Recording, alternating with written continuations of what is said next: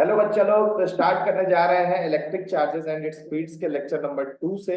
और यहाँ हम मेरा पहला टॉपिक है हमारा पहला टॉपिक है different ways to charge a body. सबसे पहला है कंडक्शन, ठीक है। दूसरा है इंडक्शन और तीसरा है फ्रिक्शन, ठीक है। तीनों को एक एक करके जानते हैं, तीनों क्या है उसको समझने का कोशिश करते हैं, ठीक है। आगे बढ़े, किसी को दिक्कत आगे बढ़ सकता है, डाउट पूछते रहना, ठीक है तुम लोग भी। कंडक्शन, सबसे पहला है कंडक्शन। व्हाट इज कंडक्शन, ठीक है। तो जहां देखो ऐसा चार्ज फ्लो जो कि दो बॉडीज के टच के वजह से, ठीक है। लेकिन सिर्फ टच ही काफी नहीं है, और भी कुछ चीज है जो काफी होना चाहिए। जैसे बताते हैं आपको, एक एक करके समझते हैं, ठीक है। सबसे पहले तो याद रखना, जैसे अगर कोई हम नेगेटिवली चार्ज बॉडी है, क्या ले, negatively charge body. Negatively charge body का मतलब क्या है? हाँ, मतलब इसके पास number of electrons greater than number of protons है, कोई दिक्कत? और एक अगर जैसे कोई हम बॉडी लाए जिसका जिसपे जैसे मान लो न्यूट्रल ही है वो, काफी ऐसा समझ लो, है ना, क्या है, न्यूट्रल। न्यूट्रल है। अब न्यूट्रल है इसका मतलब क्या है, इसके पास क्या ऐसा है कि इसके पास इलेक्ट्रॉन नहीं है, है। क्या है मतलब कंडीशन यहाँ पे कि नंबर ऑफ इलेक्ट्रॉन्स क्या है, नंबर ऑफ प्रोटॉन्स के बराबर है, ठीक है। अब क्या होता है कि अगर दोनों बॉडी एक अच्छे कंडक्टर्स, दोनों बॉडी क्या है, अच्छे कंडक्टर्स, तो क्या होगा, जिस बॉडी में ज्यादा इलेक्ट्रॉन होगा, जिस बॉडी में क्या होगा आपका, एक्सेस ऑफ इलेक्ट्रॉन्स होगा, क्या होगा, एक्सेस ऑफ इलेक्ट्रॉन्स होगा, ठीक है। एक्सेस ऑफ इलेक्ट्रॉन्स होगा, वहां से इलेक्ट्रॉन्स फ्लो करके कहा जाएगा, उस बॉडी में जहां जाएगा जहां पे इलेक्ट्रॉन क्या है, कम। कोई दिक्कत समझ में आ रहा है? तो इलेक्ट्रॉन का हमेशा फ्लो कहां से कहां होता है, तो जहां पे एक्सेस ऑफ इलेक्ट्रॉन्स होता है वहां से जहां पे इलेक्ट्रॉन की कमी है वहां पे जाता है। ये होता है बेसिकली चार्ज का फ्लो, ठीक है, चार्ज का फ्लो। अच्छा, एक बात याद रखना, फ्लो हमेशा इलेक्ट्रॉन्स का ही होता है ना, फ्लो हमेशा किसका होता है, इलेक्ट्रॉन्स का, ठीक है। प्रोटॉन्स फ्लो नहीं करते हैं, ठीक है। प्रोटॉन्स फ्लो करेंगे भी तो न्यूक्लियर रिएक्शंस में करेंगे, जहां पे हम लोग तोड़ते हैं, है ना, न्यूक्लियस को, वहां प्रोटॉन्स का फ्लो हो सकता है। अनलेस एंड अनटिल कहीं पर भी प्रोटॉन्स का फ्लो नहीं होगा, तो वैसा हम लोग कोई न्यूक्लियर रिएक्शंस तो नहीं करते हैं घर में बिजली उजली जब, ठीक है। समझ में आ रहा है ना, क्लियर है? तो इलेक्ट्रॉन्स का फ्लो हमेशा फ्लो किसका होता है, इलेक्ट्रॉन्स, ठीक है। इलेक्ट्रॉन्स कहां से कहां फ्लो करता है, जहां पे वो एक्सेस में है वहां से दूसरे जगह, ठीक है। कैसा, आगे बढ़े, है ना, इसको समझ अच्छे से समझते हैं, अब इसको और अच्छे से इस पे ध्यान देते हैं, ठीक है। कंडक्टर्स में हमेशा याद रखना कि ये जो चार्ज फ्लो है, अच्छा एक बात बताओ, अब जो दोनों चार्ज फर्दर क्रिएट होगा इस दो बॉडी पे, मतलब आफ्टर जब ये फ्लो हो गया, फर्दर फ्लो रुक चुका है, फ्लो रुकने के बाद अगर तुम दोनों बॉडी को अलग अलग कर दो, दोनों बॉडी को क्या कर दो, ये ए हो गया बॉडी, ये बी हो गया। सिमिलरली ये ए बॉडी था आपका पहले का, अब दोनों का, हाँ, अब दोनों एक दूसरे को टच नहीं किया, है ना, अलग अलग कर दिया, क्या कर दिया है, अलग अलग कर दिया। कब, जब चार्ज का फ्लो रुक चुका है तब, है ना। तो एक बॉडी पे अब इस पे क्या आ चुका होगा, इसका चार्ज पहले जितना निगेटिव होगा उससे ये थोड़ा सा ज्यादा क्या हो चुका होगा,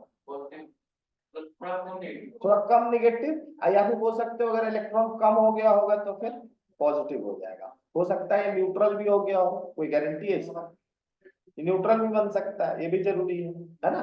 तो कुछ भी चीज, ये चीज हमेशा ध्यान में रखना है, इसके साथ हुआ क्या, क्योंकि इससे इलेक्ट्रॉन देखो, अब क्योंकि दोनों चार्ज इक्वल हो गया है, तो वो डिपेंड करेगा कि दोनों को मिला के टोटल चार्ज कितना, है ना।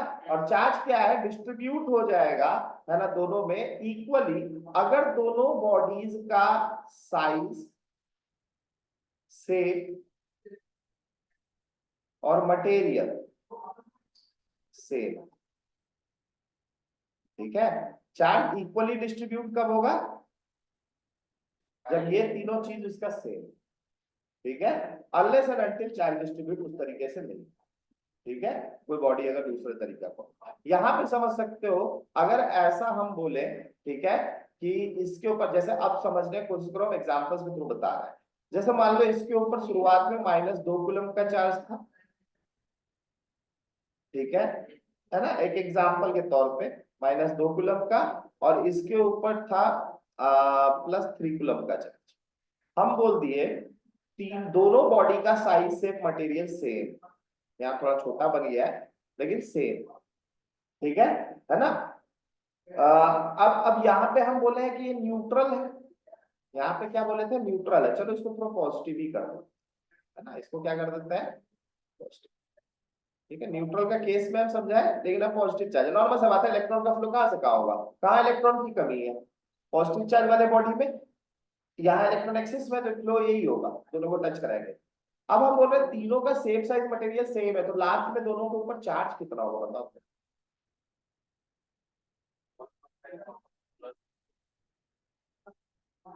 कितना होगा बताओ, टोटल चार्ज कितना हुआ पहले देखो। हम क्या बोले, दोनों पे चार्ज इक्वली डिस्ट्रीब्यूट हो जाएगा, तो टोटल चार्ज यहाँ पे कितना है,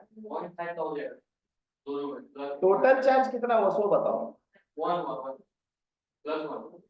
+1 कूलम।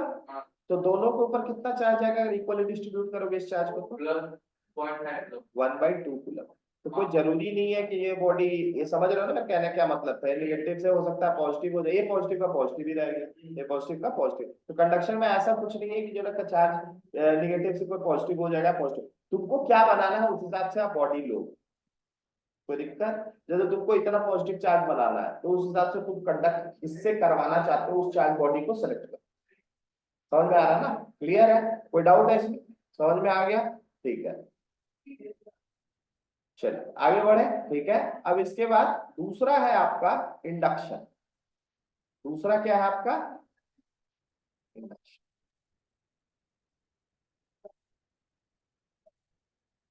ठीक है।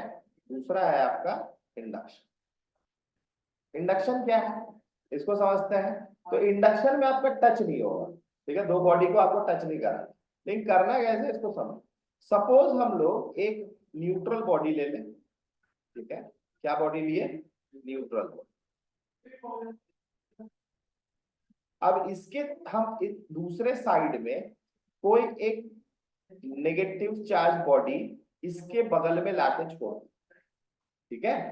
अच्छा न्यूट्रल था तो इसका मतलब क्या हुआ, नंबर ऑफ इलेक्ट्रॉन्स बराबर नंबर ऑफ प्रोटॉन्स, ठीक है। अब नॉर्मल सा बात है, नेगेटिव चार्ज अगर इधर लाए हो तो बोल सकते हो यहाँ पे जो एटम्स होंगे उसमें से इलेक्ट्रॉन्स किस साइड भाग जाएगा, दूसरे साइड, क्योंकि ये रिपल्सन देगा, है ना। ये वाला बॉडी क्या देगा, रिपल्सन देगा, किसको देगा, इलेक्ट्रॉन्स को। तो इलेक्ट्रॉन्स इधर भागेंगे तो इस साइड में क्या जमा हो जाएगा, नेगेटिव चार्ज, और इस साइड में क्या जमा हो जाएगा, पॉजिटिव चार्ज। अच्छा अब बताओ, क्या ये बॉडी अब न्यूट्रल नहीं है, अभी भी ये न्यूट्रल है, अभी भी क्या है, ये न्यूट्रल है। इसके बाद अगर अभी भी तुम ये तो इंडक्शन से कर दियो ना, चार्ज तो नहीं रखी है, ठीक है, चार्ज अब कैसे करेंगे वो चीज को समझ। तो तुमको क्या चाहिए उस पर डिपेंड करता है। तुमको सपोज कर लो तुमको नेगेटिवली चार्ज बॉडी चाहिए इंडक्शन से, क्या बॉडी चाहिए, नेगेटिवली चार्ज बॉडी चाहिए, तो क्या करोगे, इसके पॉजिटिव साइड को अर्थ से जोड़ो, ठीक है, पॉजिटिव साइड को, ये बॉडी को पलट देना, पलट करके किससे जोड़ देना, लेकिन इलेक्ट्रॉन को रिपेल करेगा तब, तो हाँ तुमको तब पॉजिटिव लेना, तुमको क्या लेना होगा, पॉजिटिव। पॉजिटिव लोगे तो इस साइड में कौन सा चार्ज आ जाएगा, नेगेटिव आ जाएगा, ठीक है। दोनों समझा दे रहे हैं, तुमको पहले क्या बनाना है, नेगेटिवली चार्ज बॉडी बनाना है, तुमको क्या बनाना है, नेगेटिवली चार्ज बॉडी बनाना है। तो तुमको पॉजिटिवली चार्ज बॉडी लेना होगा, और इस साइड में क्या हो जाएगा, पॉजिटिव। ये इस साइड के इलेक्ट्रॉन्स को अट्रैक्ट करके उस साइड लेके चल जाएगा, लेकिन दोनों में टच नहीं है तो इलेक्ट्रॉन्स कहीं फ्लो नहीं कर सकता है, ठीक है। बॉडी न्यूट्रल ही है, एक साइड, इसको बोलते हैं बेसिकली, ये जो चीज हो रहा है ना चार्ज के इस तरह डिवाइड है, इसको बोलते हैं पोलराइज हो, इसको क्या बोलते हैं, पोलराइज होना। ये टर्म हम इसी चैप्टर में जब डाइपोल मोमेंट बताएंगे, है ना, और उसके बाद आप लोगों का डाइलेक्ट्रिक्स जब पढ़ाएंगे तो दोनों में इसका बात हो, ठीक है ना। कोई दिक्कत, आगे बढ़े। अब देखो अब यहाँ पे आप क्या करोगे, इसको अर्थ से जोड़ो। किससे जोड़ दो? अर्थ से। अर्थ से अगर जोड़ दोगे, अर्थ का मतलब होता है सी ऑफ इलेक्ट्रॉन्स। अर्थ का मतलब क्या होता है? सी ऑफ इलेक्ट्रॉन्स। ठीक है, तो इलेक्ट्रॉन्स का झुंड, एक तरह से इलेक्ट्रॉन्स का भरमार आप बोल सकते हो, है ना, ऐसा बोल सकते हो, अर्थ है। तो अर्थ से जोड़ोगे तो इलेक्ट्रॉन क्योंकि ये पॉजिटिव है, इससे तो इलेक्ट्रॉन का फ्लो किधर स्टार्ट हो जाएगा? इधर। अच्छा, इसको तब तक हटाना मत, क्योंकि अगर हटाओगे तो फिर ये बॉडी पोलराइज नहीं रहेगा, इस पर्टिकुलर एंड में पॉजिटिव चार्ज नहीं, तो ये इलेक्ट्रॉन इधर नहीं आएगा, रिपेल हो जाएगा। समझ में आ रहा है ना? तो भी आएगा लेकिन स्पीड घट जाएगा। ठीक है ना? तो आप इस डायरेक्शन में इसका फ्लो क्रिएट कर दिए। अब यहाँ से इलेक्ट्रॉन्स इसके ऊपर जमा होना स्टार्ट कर दिया। आपको जितना नेगेटिव चाहिए उतना हिसाब से तुम पहले से जोड़ दो, तो चार्ज को करता है। यार तुम बोलोगे सर चार्ज को क्या इंस्ट्रूमेंट है जो चार्ज को नापता है? तो एक गोल्ड लीफ इलेक्ट्रोस्कोप करके आता है, ठीक है, उससे हम लोग चार्ज को नापते हैं। तो उसको जोड़ देंगे, उससे हम लोग पता कर लेंगे कितना इसका चार्ज है। ठीक है, कोई दिक्कत? तो जितना मान लो तुमको जितना नेगेटिव -3 कूलम चाहिए, -4 कूलम चाहिए, जो भी होगा, ठीक है। देखो इतना सारा चार्ज बोल दे रहे, लेकिन क्या सारा चार्ज पॉसिबल है? नहीं, है ना? वो एनई ही डिस्ट्रीब्यूशन में चार्ज हो सकता है, नंबर ऑफ इलेक्ट्रॉन्स पे टर्म्स। समझ में आ रहा है ना? क्लियर है? तो यार इंटीग्रल मल्टीपल ऑफ इलेक्ट्रॉन्स याद रखना होता है, याद रखना। हम इतना सा बोल दे रहे हैं, लेकिन जरूरी नहीं है कि 3 कूलम या 4 कूलम सब चार्ज होगा। क्लियर है? कोई डाउट है इसमें? चलो, तो अब इसके ऊपर क्या हो जाएगा आपका? सी ऑफ इलेक्ट्रॉन्स है, बस इस साइड में जोड़ दिए, इलेक्ट्रॉन्स इधर जा रहा है। जहां पे आपको मन किया चार्जिंग को रोकने का, आप यहाँ से इसको हटा देना, इस से अर्थ हटा देना। ये बॉडी तब जो मिलेगा आपको, वो बॉडी क्या होगा? इसके पास क्या हो जाएगा? अब एक्सेस ऑफ इलेक्ट्रॉन्स। पहले ये न्यूट्रल था, बराबर था, अब ज्यादा इलेक्ट्रॉन्स हो गया इसके ऊपर, ज्यादा इलेक्ट्रॉन्स हो गया, इसके मतलब ये वाला बॉडी अब क्या हो चुका है आपका? नेगेटिवली चार्ज समझा। ठीक है, चलो इसी में क्वेश्चन आपने खुद से सोच करके बताना। ठीक है, खुद से सोच करके बताना कि अगर मान लो तुमको कोई पॉजिटिवली चार्ज बॉडी बनाना है तो क्या करोगे? By induction, charge body by induction. ठीक है, ये होमवर्क है ना? ये चीज आप लोग लिख के लाना अच्छा से स्टेटमेंट। ठीक है, ये होमवर्क है। ठीक है, how to make a positively charge body, how to make a positive charge body. ठीक है, positively charge body.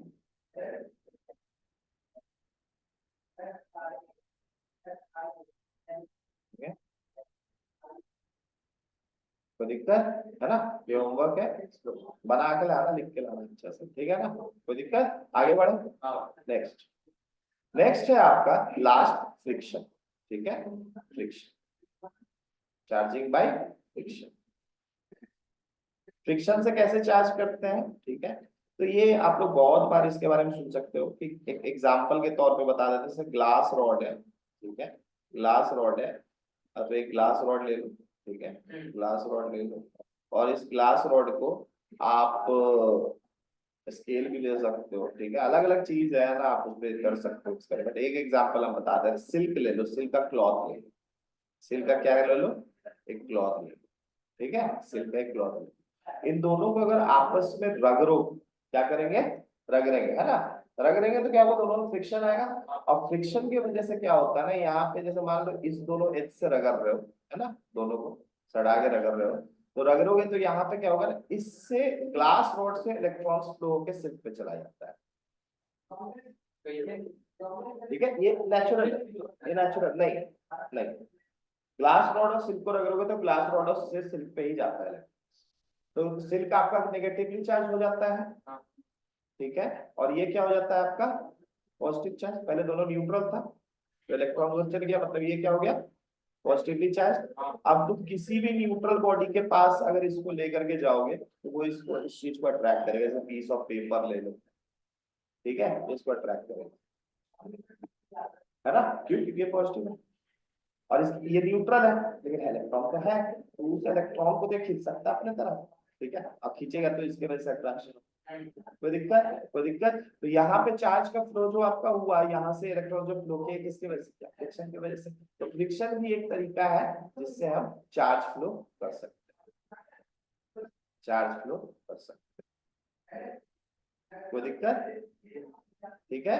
Charge flow is possible through friction. तो तीन हो गया आपका, एक था आपका इंडक्शन, एक था आपका कंडक्शन, और उसके बाद आपका आ गया फ्रिक्शन, ठीक है। और इम्पोर्टेंट क्या याद रखना कि फ्लो हमेशा किसका हो रहा है भैया, इलेक्ट्रॉन का। प्रोटॉन का फ्लो हो रहा है क्या, कोई दिक्कत, समझ में आ गया यहाँ तक, आगे बढ़े, ठीक है। नेक्स्ट टॉपिक है आपका difference between charge and mass, difference between charge and mass. देखो, चार्ज भी बेसिक प्रॉपर्टी ऑफ मैटर है, फंडामेंटल प्रॉपर्टी ऑफ मैटर है, और मास भी आपका फंडामेंटल प्रॉपर्टी ऑफ मैटर। लेकिन दोनों में डिफरेंस क्या है, दोनों में डिफरेंस क्या है ना, मास और चार्ज में डिफरेंस क्या है। तो कुछ डिफरेंसेस जो नोट्स में आप लोग को स्पेशल है दिए हुए, बहुत सारे बुक्स में मिल जाएंगे या फिर एनसीईआरटी में भी देखोगे तो मिल जाएंगे। पहला डिफरेंस है, ठीक है, कि electric charge on a body में बी पॉजिटिव, नेगेटिव और zero. Mass of a body is a positive quantity, mass हमेशा पॉजिटिव होता है, लेकिन चार्ज जीरो न्यूट्रल भी हो सकता है, नेगेटिव भी हो सकता है और पॉजिटिव भी हो सकता है। दूसरा, second point, charge carried bye a body does not depend upon the velocity of a body. Charge कभी चेंज ही नहीं होता है ना, ऐसा सोचिए। मास ऑफ अ बॉडी जब वेलोसिटी के साथ चेंज होता है ना, ये इक्वेशन है, इसको आप लोग ध्यान दे सकते हो, ये फॉर्मूला से होता है, ठीक है ना। तो मास जो है वो वेलोसिटी पे डिपेंड करता है, ठीक है। सी जहाँ पे, यहाँ पे सी आपका वेलोसिटी ऑफ लाइट है इन वैक्यूम, आप जानते भी हो, सबसे बताना नहीं है। एम आपका मास ऑफ द बॉडी है मूविंग विद वेलोसिटी v, और एम नॉट आपका रेस्ट मास है। तो हम लोग जो भी मास बात करते हैं ना, फिजिक्स में क्वेश्चंस बनाते हैं, बनाए, हाँ वो सब रेस्ट मास लगता है। वो कौन सा मास लगता है, रेस्ट मास। लेकिन वेलोसिटी के साथ मास क्या होता है, चेंज करता है, वेलोसिटी के साथ मास क्या करता है, चेंज करता है। कोई दिक्कत, इस बात को ध्यान में रखना है, ठीक ना। कोई डाउट है इसमें, नहीं ना, समझ गए। अब इसमें आप समझ भी सकते हो है ना, ये वैल्यू थोड़ा सा आपका ज्यादा होगा कि कम होगा रेस्ट मास से, वैल्यू कम होगा। बी आप लोग सी के कंपैरिजन में तो बी कम ही होगा, है ना। तो ये वाला छोटा क्वांटिटी आ गया, तो वन माइनस छोटा क्वांटिटी का रूट हो गया, तो एम नॉट जो होगा बहुत छोटा क्वांटिटी का रूट का अगर एम नॉट से डिवाइड करोगे तो मास ज्यादा होगा कि कम होगा, ज्यादा होगा। ध्यान दो, छोटा क्वांटिटी है, वन से कम है, क्या होगा, ज्यादा हो जाएगा ना, हाँ ठीक है। हाँ ये वन, ये वैल्यू वन से कम आ रहा है, b square by c square आपका वन से कम आ रहा है, और वन वन माइनस वन से छोटा क्वांटिटी का स्क्वायर रूट करोगे तो वो और क्या होगा, छोटा होगा, ज्यादा होगा, ज्यादा होगा, ज्यादा होगा, ठीक है। लेकिन वो रहेगा डेसिमल्स में ही ना, हाँ उसको अगर एम नॉट से डिवाइड करोगे तो क्या होगा,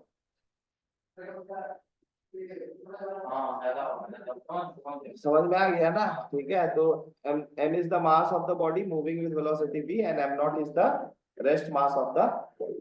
कोई डाउट है, समझ में आ गया, क्लियर है ना, कोई डाउट इसमें।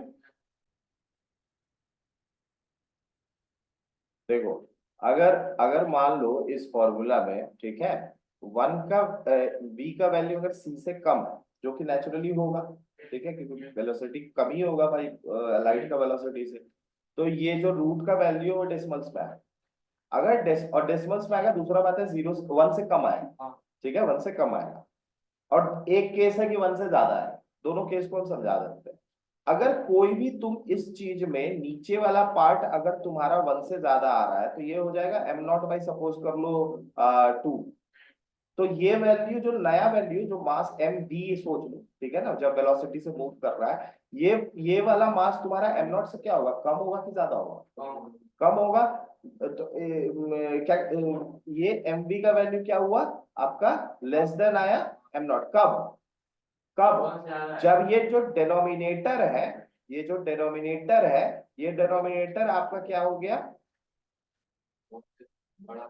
हाँ डिनोमिनेटर वन से बड़ा होगा, है ना, है ना, डिनोमिनेटर ग्रेटर देन 1 हो, जो कि क्या यहाँ पॉसिबल है, लगता है ना, नेचुरली तो नहीं भाई, नहीं होगा, है ना, अंदाजे सोच ले, ऐसा सोच ले तो अलग बात है। तो ये वैल्यू तुम्हारा 1 से कम ही रहेगा, 1 से कम मतलब 0 को 1 और 0 के बीच में होगा, 1 और 0 के बीच में होगा। तो अगर ऐसा है तो ये पर्टिकुलर चीज जो है आपका हो जाएगा, जैसे एक एग्जांपल के तौर पे बोले m0/0.4 है, ठीक है, तो 0.4 या फिर 0.2 कुछ भी आप ले लो, तो ये ऊपर जाएगा तो ये क्या हो जाएगा 10m0/4, और 10m0/4 का मतलब कितना हो गया, ये 2.5m0 हुआ।